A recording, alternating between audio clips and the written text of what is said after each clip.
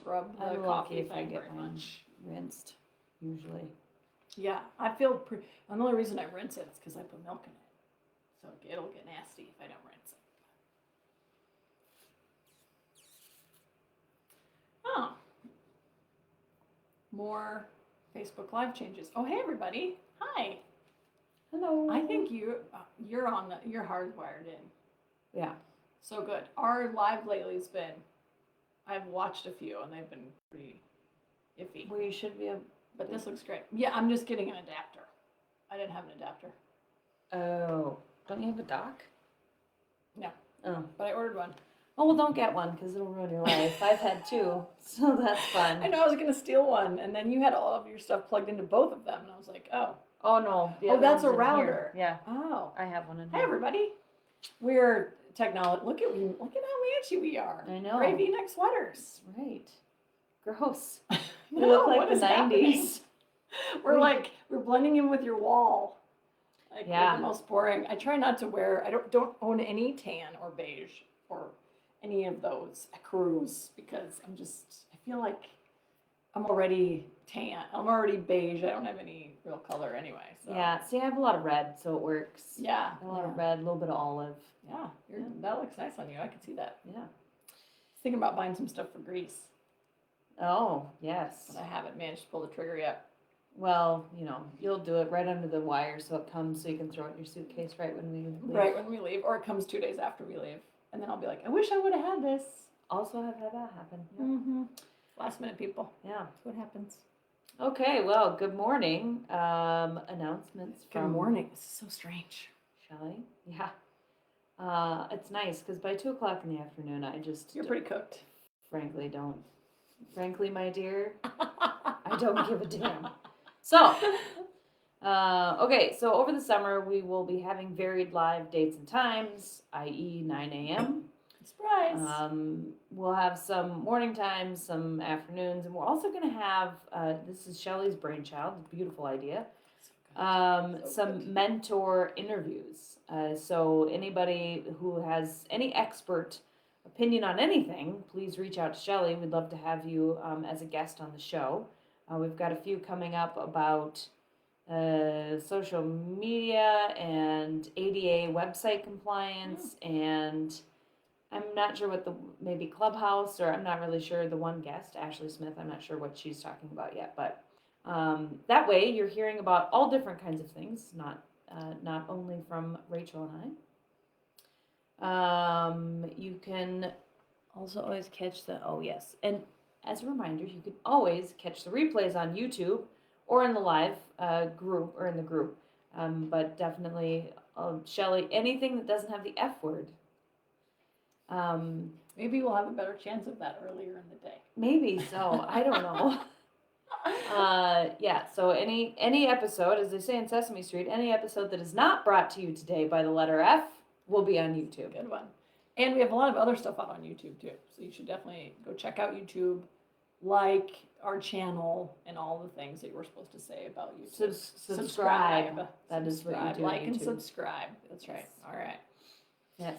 All right. So our weekly quote for the week: if you are a leader, Helix Culture Types will give you a light bulb insight to not only your own preferences, but also those of your team. That's early, page 20 in the book.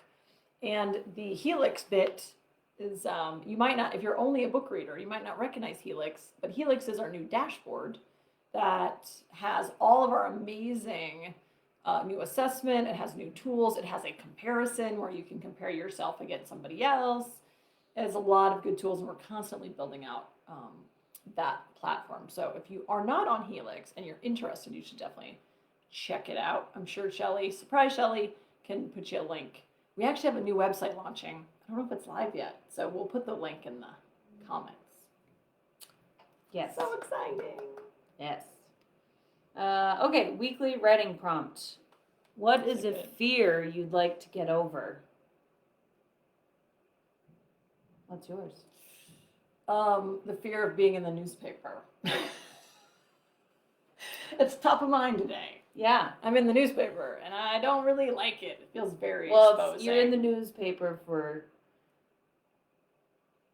shedding light on a Yes, on an situation that issue. negatively impacts several people. Right. That's different than being in the newspaper, being recognized Oh, for winning an I award. mean, all Yeah. all day when I'm in the newspaper where I'm challenging, where people might not like what they're reading, because I'm really teamy in that way, and so it makes me nervous that I might upset people, even though I feel like I have to say it because I have to, but because no one else is gonna say it, or if they say it, they're gonna sound like crazy people. Anyway. That's my fear today. What's a fear for you that you'd like to get over? The one that I'd really like to get over the most is spiders. Because I don't, because I'm old enough now, like logically I know they can't, I mean, with the exception of camel spiders, they can't like get me, or like can't hurt me even if I had one go up my nose while I was sleeping or bite me on the neck or whatever. Gross. Like they can't really hurt you, but I'll tell you what, anything with 8 legs, just ticks also I don't love, but that for some reason I can, because there's a functional 6 legs. Yeah, that's right, they do. Same family though. Mm-mm. Different. Okay. Nope. Arachne? Nope. Ticks are not arachnids. Huh. Well, anyway, things with 8 legs just They have the pinchers, so it's kind of like 8. No. Yeah. So that's why ticks. You know the secret with ticks. You can tell for wood ticks, which are the bigger ones that don't carry Lyme disease. You can tell males versus females. Oh yeah. Males have stripes, like racing stripes on the back, and females have a little horseshoe pattern around their back. So if you can show kids how you can tell the difference, then sometimes you can get rid of them without the freak out. Oh. See, I don't know that we really ever had much for wood ticks. I think we all always most often just had deer ticks. Yeah, deer ticks are so tiny. Yeah. That you can't see them hardly. They're like almost microscopic. They're tiny, tiny. So what you might call deer ticks might be wood ticks. They're different names for them, different places. So anyway, if they're big enough to see, if they're like, no, they're not. They're not that big. But anyway, I'm trying to think of the size of something that's comparable. But yeah. So anyway. Well, anyway, spiders. I suppose this is not what Shelley wanted us to talk about. Fear of being in the newspaper and spiders. So let's see. My fear of like actual like career fears? Yeah, I suppose. I guess I have a fear of failure, but I think that drives me to do things better and more like to always look for opportunity. So I suppose there's a difference between paralyzing fear and healthy fear too. So I'm not sure I want to get over that. I think it motivates me. Yeah, I suppose a fear that I probably used to have that I think I've gotten over now. Well, anyone that knows me probably thought I never had this. Well, let me see what this is, and I'll tell you. I mean, I used to really like probably an unhealthy fear, was super worried all the time that I wasn't as smart as I thought I was. Oh yeah, you're over that. I know a little bit of therapy. I was told all the time when I was like in high school and stuff, like, oh, you think you're so smart. Mm-hmm. And now in hindsight, I actually was. Yeah. But of course it was a measure to keep me sort of in my place, which I can appreciate, but I really took it to heart. So then I'm like, well, I don't know, maybe I'm not that smart. No, I am. You are. So you are that smart. I think, and I think that's one that probably a lot of people can identify with, a lack of confidence in any way, whether it's I'm not smart enough, I'm not pretty enough, I'm not fast enough. What's the complex? The inferiority, not inferiority complex. It's the one where you don't. Oedipus complex? No. Oh, not that one. Not that one. No, it's the one where you have like you're afraid of failing. I can't think of it. I'll think of it at like 2:00 this afternoon, and then it won't matter now. Shoot, so. Bonus live. Yeah, that's right. Doubt it. It's like I'm not doing it. I might think to type it in later, but yeah, it's the complex where you think that you're going to get found out. Oh, yeah, just what you're saying, but there's a phrase for it. It's not complex. It's not complex. That's why it's imposter syndrome. That's what it is. Yeah. Imposter syndrome. Yeah. I think that's in the book, isn't it? We talk about imposter syndrome. Probably. Yeah. And frankly, it never goes away at the level of. So again, I think it's a little bit motivating if it's healthy. I think if it's paralyzing, then it's an issue for sure. But what I find is that it never really goes away. So like when we started our company and we were just like hustling, trying to just make payroll, which really proud that we never not made payroll. Like we always hit the mark. But as we came out of that super hope we can pay the bills phase, I think it still happens now, but in a different way, in the sense of, okay, now we're getting bigger clients and now we're getting bigger and more complicated challenges. And so it still is with you. It's just different, even though it's not the, I hope our company survives level. Now we're trying to hit, our big goals for the year. You'd think, oh, well, maybe we're out of that now. No, it still sticks around. You can't get rid of that. It's just a new level, same devil. Yeah, right. You stress or distress, still stress. Still stress. Yes. Excuse me. All right. Okay. IX leadership member questions. Okay, I'll read this one. This is, I read it a couple times. Oh. This is unnecessary, just so you know. Oh, thank you. It'll make more sense when I yeah. get there. We have a staff of about 30 with different departments. This week, an employee skipped the chain of command and sent a scathing email of grievances to another department. Okay. They completely jumped the chain of command and caused a ruckus of unnecessary drama. We have a staff meeting today, or Monday. How do I address the entire team to prevent this from happening again? Why are you addressing the entire team? Drag that person into your office and tell them what the hell are they doing. That's how you address. That's mine. Sorry, I should have let you answer. No, I'm on board with that. Shelly and I talked about this before. Before the live, and I was like, well, you know what my suggestion is going to be. It's the same that it always ends up being almost all the time, which is I would let that person go. That is ridiculous behavior. It doesn't even the behavior supersedes the protocol or process you have in place about chain of command or any expectations. Even if they were allowed to do that, right? Let's say they sent the scathing email to you and you're their supervisor. Still not appropriate. Sorry, you don't fit. Now, if you are not like Rachel and I, and you're not super chaos tolerant, and you're not comfortable having hard conversations, then what I would suggest is this as practical advice. Write them up immediately, have a conversation, and let them know in no uncertain terms that their behavior, their conduct, their attitude was absolutely unacceptable and that it will not happen again. Should it happen again, they will immediately be terminated. No investigation, no question, no nothing. Period. That's what I would do. I would document it. A one-time documentation. Some companies have a progressive 3 strikes, you're out. But in almost all cases, if somebody has some sort of egregious incident that is unforgivable, then, which I would consider this to be one of those, then you get one shot. One crack cookie, and then you're gone. So that's what I would say you have to do. Now, the other thing I would have that person do, if you want to address it with the team about, hey, just so everyone knows that is not acceptable behavior, we don't want to start this as a pattern, you could have that conversation with everyone, just to set the expectation that we don't want this as a pattern. Not to make any exceptions, excuses, or even bring that person up. Everyone's going to know what you're talking about. The other thing I would do is have that person draft, if you don't fire them, draft an apology to anyone who received that email. And send it to them individually, not as a group. They don't get out of this as any group, nothing group. They don't get out of their responsibility. So those are the things that I would do if this was the employee I had. Yeah, there's nothing worse than dealing with an issue in a group setting that's really an individual issue. So that's the one thing. Don't ever punish everybody for the behavior of one, especially when everyone in the damn room knows who you're talking about.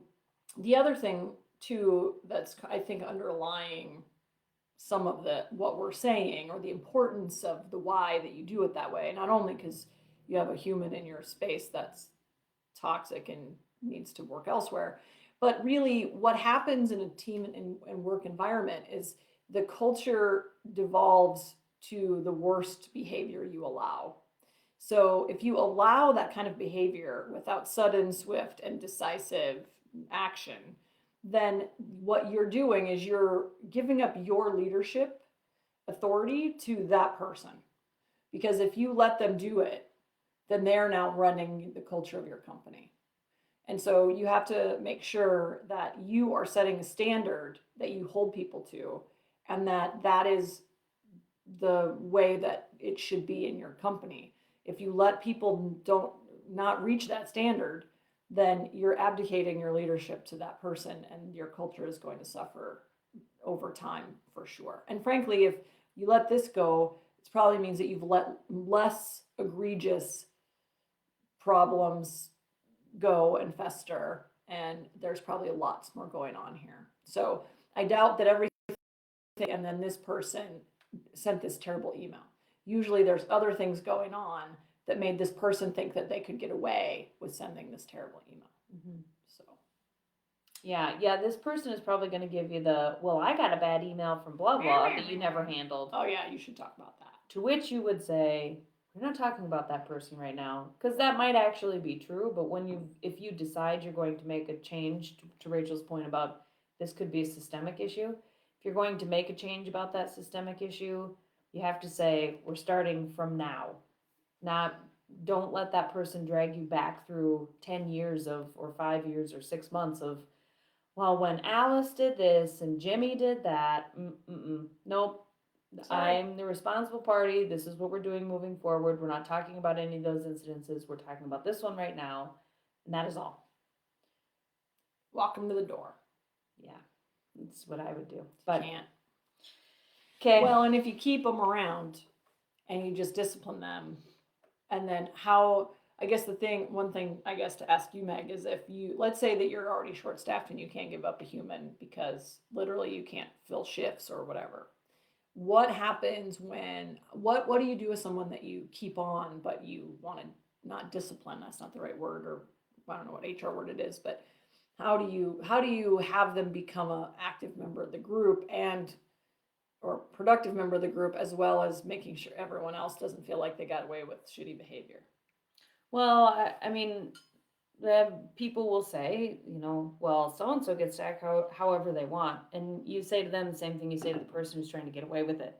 What's happening with that person is none of your business. They're here. They've committed to being a productive part of our team. I will be the decision maker about whether or not they're actually meeting their obligation. So that's how, you just can't go down the rabbit hole of, and somebody's going to say, what ended up happening with Rachel? None your business. That's what. Sorry, I can't talk about that. It's confidential. If somebody really pushes you, what I always say is, Rachel, if that was you, somebody was asking me questions about, would you want me to tell you your business? And then they go, no. Okay. Smart. So anyway, I guess that's how I handle the team and the employee. If this is a recurring sort of attitude that has just blown up in this one incident, you're gonna have to just kind of ride them a little bit and make sure, or I guess maybe the nicer word is mentor them, help them, support them, feel like they're part of the team. Or I have so hard for you to say. I know. So hard. Sorry, for you to say. Sorry, I didn't mean to roll my eyes. It's a natural reaction. The other thing you can do, I've done this with a lot of people, is, maybe this isn't the best place for you to work. Maybe that's something for you to consider if you're really that unhappy. It's not, every place is not the greatest place. We don't do everything right here, but we feel pretty confident in our practices. So if you don't really agree with the way we do business, perhaps you should look for employment elsewhere. It's not a threat if you say it that way. They'll say, oh, you're threatening me? No, not a threat. Just suggesting that perhaps you're not happy here. Sometimes people need permission. Yes. Also. Yes.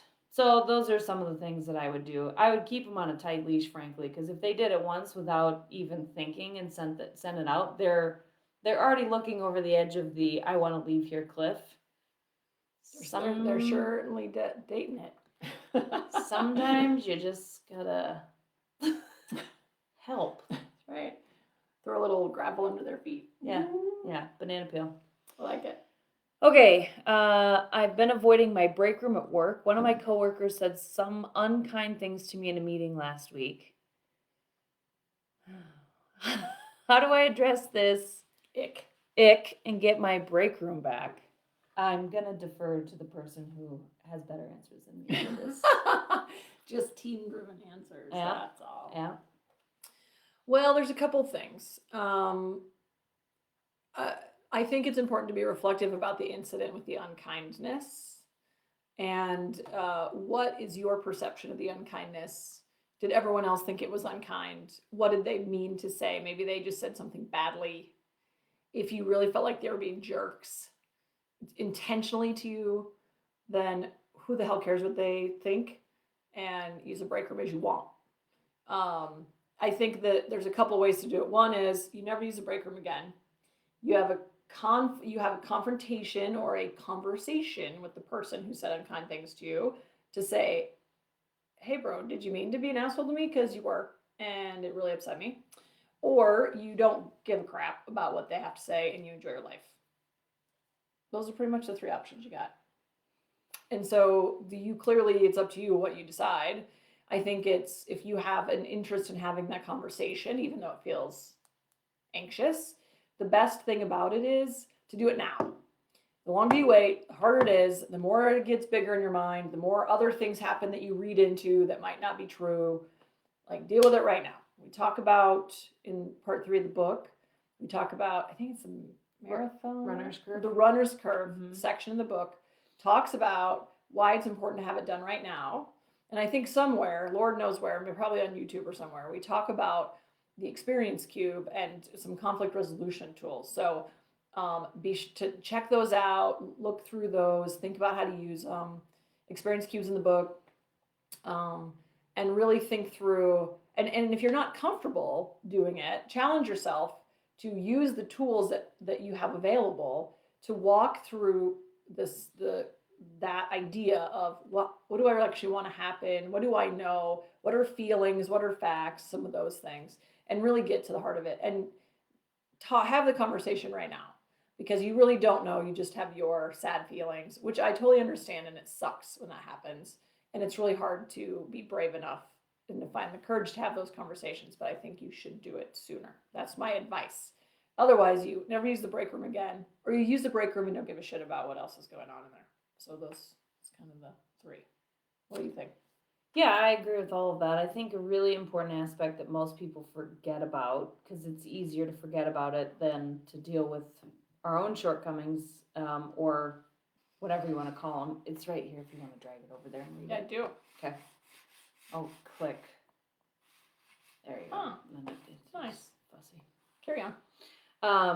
The thing I would say, you have to have some self-reflection, right? So maybe it's not that, maybe if the person is like me, more self-driven, and maybe you're more team-driven, and maybe you're a stabilizer and you're conflict averse. The way I communicate with people is off-putting generally, because I'm just like, I just say what's on my mind. Not like a jerk. I don't think I'm being a jerk. I think I'm doing you a favor by being very direct and giving you feedback.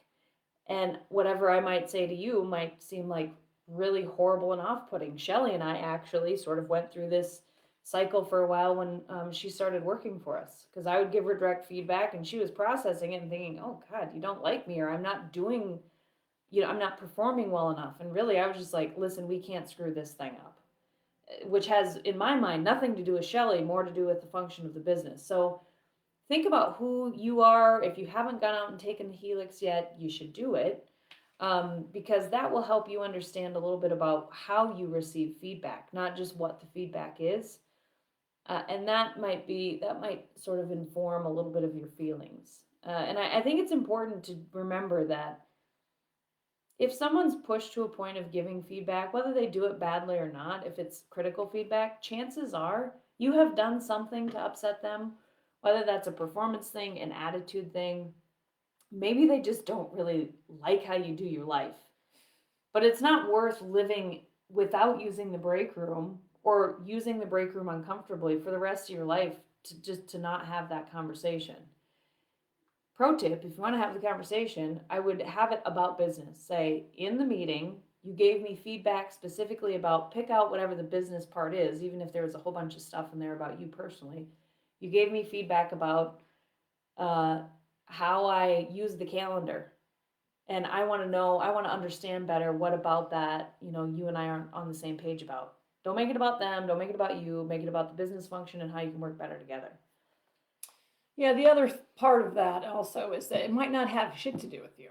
It might be that they're going through a divorce, or they have a teenager and who's not coming home when they're supposed to, or whatever. So it might be if I go, hey Meg, last week at that meeting, you really bit my head off, and I'm just not sure what's going on. Like, did I say something? What is there a business reason that we're talking about this? And you might just like, yeah, sorry man, I had a worse day on Friday, and I didn't mean it to come out on you. So unless you talk to them, you're just making up a story in your head. So dig into it and find out whether it's business, whether it's how you work and your helix types are just totally different, or whether it's something else going on entirely. It might not have anything to do with you. Yes. If that conversation is one of your greatest fears, as we were talking about just Right. moments ago, then I would encourage you to buy the book, take the helix, and sort it out. You can do it. Use your tools, because that's what they're for. I'm just looking at our good news story, and I'm like, I know. so sweet. It's pretty great. Oh my God. Shelley's a good one. It's a good one. So you've read it? Yep, I have. Why don't you tell the story? Yes, so there's a teacher. He's a substitute teacher, has worked in a specific school district for quite a while. And he ran into sort of a patch of hard times and decided it would be easiest or best for him to just live in his car. Of course, then when COVID hit and there was no schoolwork to be had or teaching work to be had, he just continued to live in his car, but then he didn't have work, and so he really got into a point where life was not good for him. All the while, not with the exception of the COVID time, all the while he was for 8 years lived in his car. Well, so one previous student, a former student who was now in the workforce or going to college, noticed this teacher sort of parked in his neighborhood many mornings, or at the fast food place right outside of their neighborhood.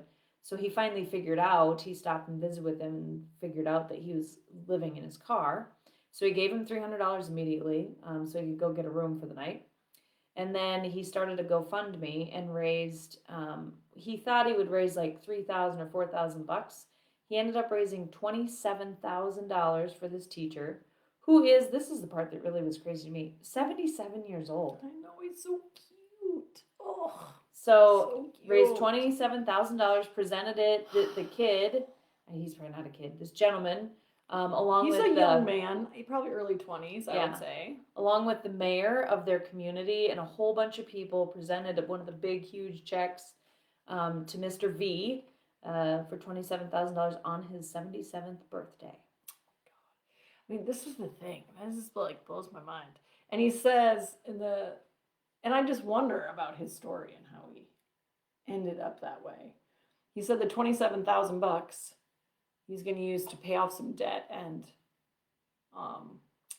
get a better living arrangement. So, it just makes me think. I know a lot of older folks that live alone, that don't have any money, that and that means he's still working at 77 as a sub. I mean, that's the other thing that I was reading. I was like, this man is 77 years old. He should be retired. I don't know what unfortunate things happened to this guy in his life, but oh my gosh, such a good story. Thanks to Stephen, for the former student, for spearheading the effort to get him out of his car. Stephen Nava. Where is this at? Does it say? I think it doesn't say. Fontana, which I think is California. Yeah, Fontana, California. There are still good people on the earth. Way to go. Thank God. Way to go, Stephen. Good job, buddy. Good job. All right. Well, I guess that's it. You will only see us now every other week. We know you're sad. Don't shed too many tears. We'll always come on when we're supposed to. We're around still. Just running around, helping people, sorting clients, going to Greece. Have I mentioned Greece? First week in Rachel's June. very excited about Grace. I am. All right. Thanks, everybody. All right, lead Power Fleet. Change the world.